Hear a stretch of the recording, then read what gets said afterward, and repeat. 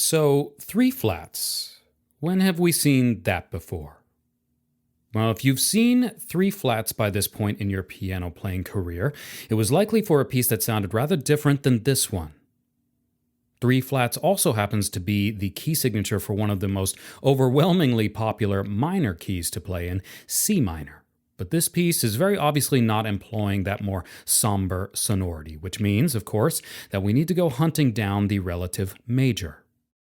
We haven't talked about relative major and minor scales much in this course, but if you're familiar with the concept from our beginner's course or from another scale learning source, you'll recall that every key signature, or scale signature as I sometimes like to refer to them, has two different scales that it can use, one major and one natural minor.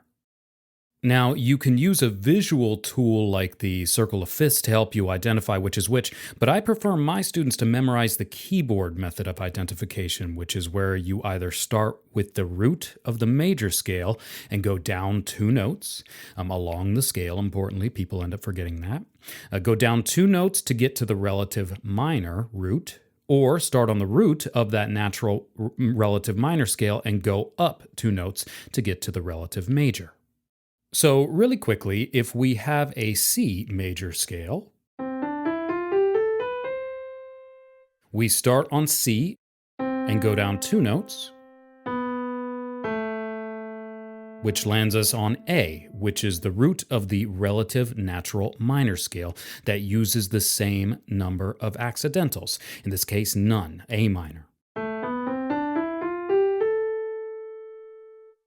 Let's do the same thing with our three flats that we have in this piece.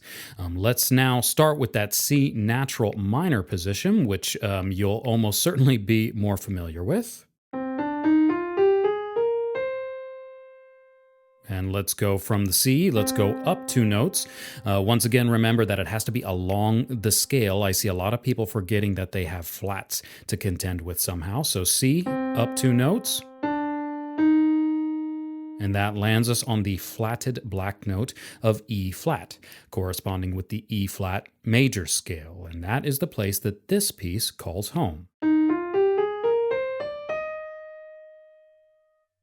It's a useful process to memorize, so I do urge you to practice finding the relative major and natural minor scales using this method.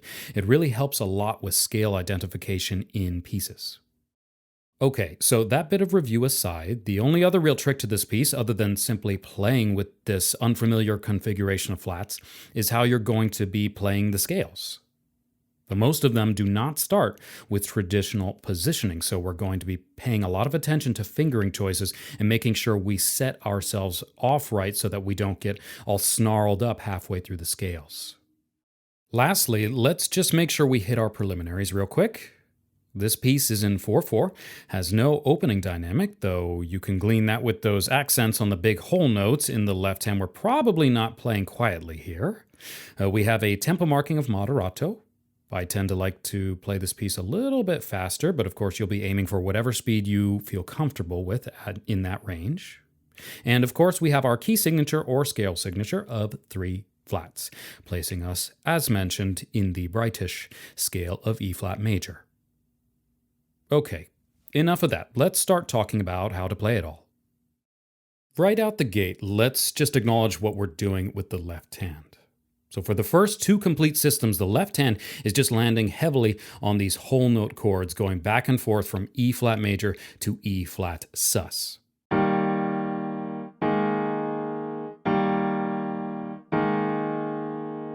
So we really have a lot of space to focus on what's happening in the right hand. Now, obviously, being able to play E-flat scales will provide you with a bit of an advantage here, but even if you're familiar with playing the scale, we still have that slightly off positioning of the scale to contend with in these first four measures. Now, one thing to notice right away, if for no other reason than to simply calm your brain a bit, is that measures 1 and 2 and 3 and 4 are exactly the same. So once you learn the first two measures, you've got the second two. And as with all black note scales, we think a lot more about starting with our 2 and 3 fingers. While we are starting from a different position here, the idea still applies. You can see that we start with a 2 on that G, slide up to the A flat on 2, and then, on 3, and then plummet back down to the B flat under 3 on the first beat of measure 2. Before swinging back up, this time with an A natural shift on the low note. So for the right hand, let me play the right hand slowly through 1 and 2.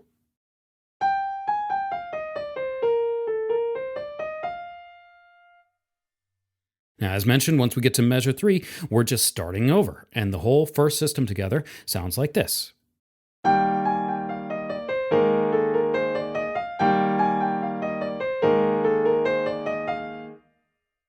Thanks for watching this lesson from Liberty Park Music.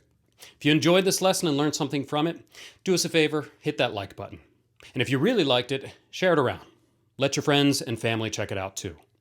If you want to find more lessons like this or explore other piano-related topics, please come visit us at libertyparkmusic.com. We have full piano courses ranging from beginner to more advanced levels, and everything is online and streaming 24/7 so that you can design your music learning around your schedule and learn in the comfort of your own home from a talented roster of professional teachers and musicians. Come check us out.